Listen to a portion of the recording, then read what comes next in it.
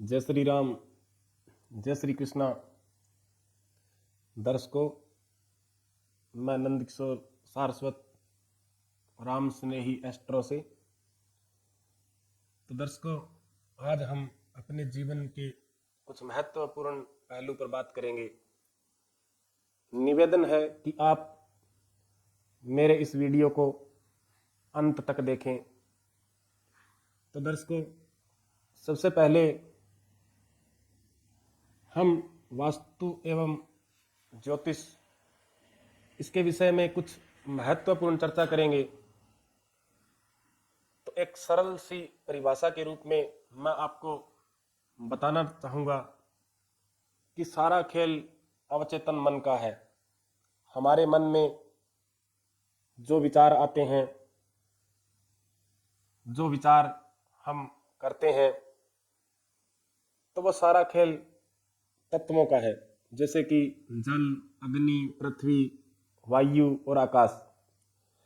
तो दर्शकों, यही पंच तत्व वास्तु में होते हैं और यही पंच तत्व ग्रहों के रूप में हमें प्रभावित करते हैं। तो हमारे इर्द गिर्द जो भी एनर्जी होती है और जिस एनर्जी को हम एक्सेप्ट करते हैं, वो ग्रहों के रूप में और वास्तु के रूप में ही हमें प्रभावित करती है। जैसे कि हम जिस घर में रहते हैं, उस घर में दिशाओं के हिसाब से अगर दर्शकों हम बात करें, तो पूर्व और उत्तर दिशा यानी कि ईस्ट और नॉर्थ, ये दोनों दिशाएं एक प्रकार से हम इनको देव दिशा कह सकते हैं, पॉजिटिव एनर्जी कह सकते हैं, या सकारात्मक ऊर्जा के रूप में ये दोनों दिशाएं हमारे लिए महत्वपूर्ण होती है। एवं दक्षिण व पश्चिम दिशा, जिसे हम दानव दिशा भी कहते हैं, एक नकारात्मक ऊर्जा के रूप में हमें प्रभावित करती है। तो दर्शकों, वैसे तो लक्षणों से पता लगाया जा सकता है कि हमारा कौन सा ग्रह कमजोर है, जैसे कि हमारा रहन सहन, हमारा खाना पीना, हमारा सोचना, हमारा बोलना, या हमारे साथ जो भी जीवन में समस्याएं चल रही है, उन समस्याओं से हम पता लगा सकते हैं कि हमारा कौन सा ग्रह कमजोर है। तो इस विषय को हम ज्यादा उलझन में न लेते हुए एक सरल रूप में परिभाषित करेंगे कि कई बार हम बहुत ज्यादा परेशानियों में आ जाते हैं, बहुत ज्यादा सोचने लग जाते हैं कि हमारा कारोबार किसी ने बांध दिया या किसी ने करवा दिया। परंतु दर्शकों, एक कहावत है कि पानी वहीं रुकेगा जहां ढलान होगी। तो कोई न कोई ऐसी हमारे कुंडली में या हमारे वास्तु में ऐसी कोई कमी रही है, जिसकी वजह से ही नकारात्मक ऊर्जा हमें प्रभावित कर रही है किसी न किसी रूप में।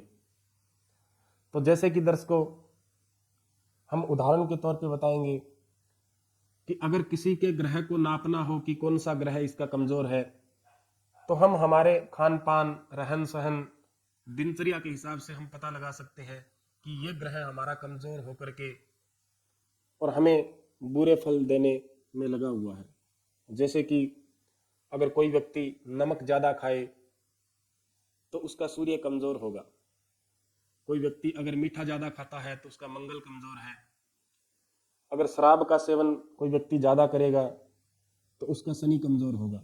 क्योंकि जिस ग्रह की कमी है या जो ग्रह हमारा कमजोर होगा, उस ग्रह की वस्तु को हम पाने के लिए लालायित रहेंगे। तो लक्षणों से पता लगाया जा सकता है कि कौन सा ग्रह हमारा कमजोर है, और उस ग्रह का उपाय करके हम उससे संबंधित फल अच्छे ले सकते हैं। और दर्शकों, उपाय भी एक कर्म है, उपाय भी एक युक्ति है। क्रिया के प्रति प्रतिक्रिया अवश्य होती है। हम जो उपाय करते हैं उसका हमें अच्छा फल कैसे मिल सकता है, इस बारे में हम कुछ प्रैक्टिकल मैं आपको बताऊंगा। जैसे कि चने की दाल, इसमें बृहस्पति की ऊर्जा होती है, यानी कि सौर मंडल से जो चने की दाल, उसमें बृहस्पति की किरणों को आकर्षित करने की क्षमता होती है। मान लो आपका बृहस्पति कोई स्त्रु ग्रह से पीड़ित है, या बृहस्पति आपका नीच का होकर के कुंडली में बैठा है, तो इससे जो हमें बुरे फल मिलेंगे वो लगभग क्या होंगे, जैसे कि जिस व्यक्ति का बृहस्पति खराब हुआ उसकी शिक्षा अधूरी रहेगी, बड़े बुजुर्गों का साया उठ सकता है, प्रभाव एवं सामाजिक मान प्रतिष्ठा उसमें कमी आएगी, सोने गुम होना या सोना चोरी होना या सोना गिरवी रखा जाना, आर्थिक स्थिति से हम दिन रात कमजोर होते जाएंगे। तो इसका मतलब समझ लेना चाहिए कि हमारा बृहस्पति कहीं न कहीं कमजोर है। तो जैसे कि चने की दाल में बृहस्पति की एनर्जी पाई जाती है, बृहस्पति के गुण पाए जाते हैं, तो आप उस उपाय को मान लो। लाल किताब या ज्योतिष ने आपको बताया कि आपने 43 दिन तक चने की दाल जल में प्रवाह करनी है। तो दर्शकों, इसके पीछे भी एक रहस्य है कि हमारी जो त्वचा है वो संवेदनशील होती है। हम चने की दाल को लेकर के जैसे जैसे पानी के नजदीक जाएंगे तो सौर मंडल से जो बृहस्पति की ऊर्जा होगी उस चने की दाल में हमारी त्वचा संवेदनशील है तो इस संपर्क में आ जाएगी, और हम उस चने की दाल को जैसे ही जल में प्रवाह करके वापस मुड़ेंगे तो वो एक एनर्जी के रूप में हमारे से बुरा प्रभाव, उसका संपर्क है वो टूट जाएगा। और यही क्रिया हम अगर 43 दिन लगातार करेंगे तो बृहस्पति का अच्छा फल हमें मिलना शुरू हो जाएगा। मान लो बृहस्पति किसी व्यक्ति का कमजोर हो, उसे श्वास की प्रॉब्लम है, और आपको बताया जाए कि आपने पीपल के पेड़ में 43 दिन तक पानी देना है, तो पीपल के पेड़ तक भेजने का तो एक बहाना मात्र है, परंतु इसका जो वैज्ञानिक रहस्य है वो ये है कि पीपल का पेड़ 24 घंटे ऑक्सीजन देता है और हमारी त्वचा संवेदनशील है। हम जैसे ही पीपल के वृक्ष के पास जाएंगे उसके संपर्क में रहेंगे 10 मिनट 5 मिनट, और यही क्रिया हम अगर लगातार करनी शुरू करेंगे तो हमारी जो त्वचा है वो संवेदनशील होने के कारण बृहस्पति की एनर्जी, बृहस्पति की ऊर्जा अपने आप आकर्षित करेगी। और पीपल का पेड़ यानी कि 24 घंटे ऑक्सीजन में होता है और वहां का जो वातावरण रहेगा वो ऑक्सीजन युक्त होगा। तो हम जैसे जैसे 43 दिन लगातार जाएंगे तो बृहस्पति की जो वीकनेस होगी वो धीरे धीरे पूरी होकर के हमारा बृहस्पति अच्छा फल देने लगेगा। तो यही ग्रहों का एक वैज्ञानिक रहस्य है। तो दर्शकों, हमारी संस्था राम सनेही एस्ट्रो, जो कि एक ज्योतिष एवं वास्तु अनुसंधान केंद्र, हम एक रिसर्च का कार्य करते हैं। किसी भी ग्रह पर, किसी भी वास्तु संबंधित कोई दोष पर हम एक प्रैक्टिकल करते हैं। उसमें प्राय करके ये देखा गया है कि जैसे मान लो किसी भी व्यक्ति के घर में, घर, उद्योग, मंदिर, फैक्ट्री, कॉमर्शियल कुछ भी हो, अगर आग्नेय कोण में जैसे कोई दोष पाया जाए, जैसे कि वहाँ पानी का टैंक हो या वहाँ शौचालय हो या सेप्टिक टैंक हो या वो कोना कटा हुआ है, तो उस घर में प्राय करके हमने देखा है कि 100 में से 100% उसको कोर्ट कचहरी संबंधी परेशानियां आएगी, दुर्घटना अवश्य होगी, ऑपरेशन होएगा, शत्रु बढ़ते जाएंगे और काम धंधे में रुकावटें, यानी कि अगर आग्नेय कोण में कोई प्रॉब्लम है तो वो काम धंधा बिल्कुल आपका ठप हो जाएगा, क्योंकि अग्नि का मालिक शुक्र है। और शुक्र ग्रह अगर हमारा खराब है तो कलयुग में कहते हैं कि कुछ अच्छा हो न हो, परंतु शुक्र ग्रह का अच्छा होना अति आवश्यक है, क्योंकि शुक्र भोग का कारक है। तो लाल किताब, वास्तु, ज्योतिष, ग्रह, ये सब एक दूसरे के पूरक है, एक दूसरे के बिना अधूरे हैं। इसलिए हम जिस बात पे चर्चा कर रहे हैं कि वास्तव में ये जो सारा खेल अवचेतन मन का है और एक एनर्जी का खेल है। ग्रहों की दो प्रकार की एनर्जी होती है, एक अच्छी एक बुरी, यानी कि एक सकारात्मक ऊर्जा, एक नकारात्मक ऊर्जा।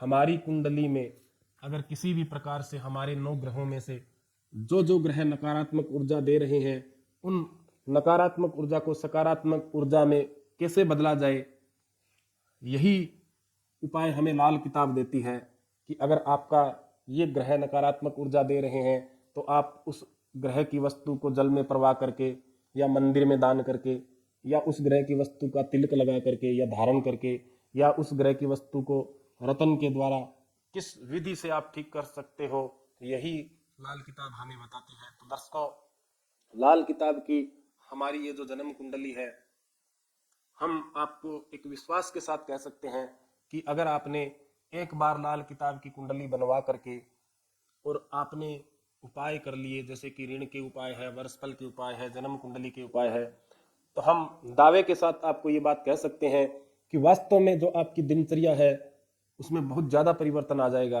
आपकी सोच बहुत अच्छी हो जाएगी। मानसिक अशांति अगर आपको रहती है तो आपका मनोबल दिन रात बढ़ता जाएगा। और दर्शकों, एक बार आप लाल किताब की जन्म कुंडली बनवा करके और हम हाथ से लिखित जो उपाय देते हैं वो उपाय आप करें एवं 3 महीने यानी 90 दिन तक आपको अगर 100% उसका अच्छा प्रभाव ना मिले तो हमारी संस्था, हमारी जन्म कुंडली हम वापस लेकर के और आपने जो शुल्क दिया है वो हमें आपको देने में खुशी होगी, क्योंकि ऐसा हो ही नहीं सकता कि ज्योतिष के विधिवत हम उपाय करें और हमें लाभ ना मिले। तो दर्शकों, मैंने जहाँ तक 15 साल से मैंने वास्तु विजिट किए हैं, वास्तु निरीक्षण, कुंडली का निरीक्षण किया है, और जहाँ तक सवाल है कि बहुत अच्छा फल लोगों को मिला है। और आप भी लाल किताब के उपाय करके अपनी दिनचर्या को, अपने जीवन को एक व्यवस्थित रूप से जी सकते हैं, अपना कारोबार अच्छे से व्यवस्थित कर सकते हैं और अपनी दिनचर्या बहुत अच्छे से व्यवस्थित कर सकते हैं। तो एक बार आप लाल किताब की जन्म कुंडली बनवा करके उपाय करें, अवश्य आपको लाभ होगा। अगर किसी की जन्म तारीख न हो, जिसे जन्म का समय नहीं पता हो, तो प्रश्न कुंडली भी बनवा सकता है। या आपके परिवार में अगर कोई बच्चा है तो बच्चे की कुंडली से भी पिता की कुंडली, माँ की कुंडली, दादा और दादी की कुंडली बनाई जा सकती है। तो दर्शकों, आप आराम से नहीं, एस्ट्रो हमारा ये जो ज्योतिष परामर्श केंद्र है, इससे आप संपर्क करके एक बार लाल किताब बनवा करके उपाय करें, अवश्य लाभ होगा। जय श्री राम, जय श्री कृष्णा।